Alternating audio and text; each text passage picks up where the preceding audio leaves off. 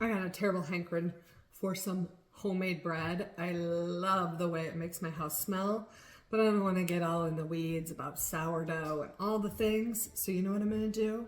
I'm going to crack open a beer and make some 4-ingredient beer bread.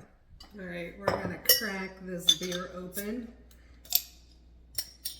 and pour it into a bowl. I'm going to pour it down the edge so it doesn't get so foamy.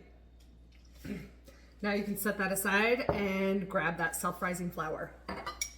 You're going to grab 2 tablespoons of sugar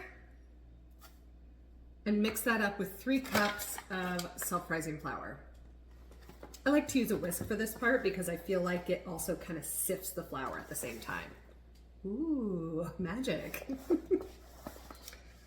Now we're going to bring that beer back in and we're going to pour this flour mixture into the beer and just mix it until it's combined. Don't keep mixing after it's wet. All right, this is what I mean. Just stir until it's wet. Now you're going to take a loaf pan and spray it with just a little bit of nonstick spray. You're going to pour all of that dough right into your prepared baking pan. And don't worry if the top looks all craggy like that, because that's going to get all buttery and golden and crispy. Because you're going to take 3 tablespoons of butter, melt it up in the microwave, and pour it over top.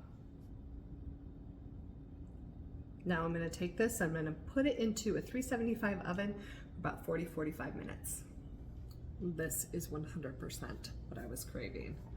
Look at that golden, crispy top.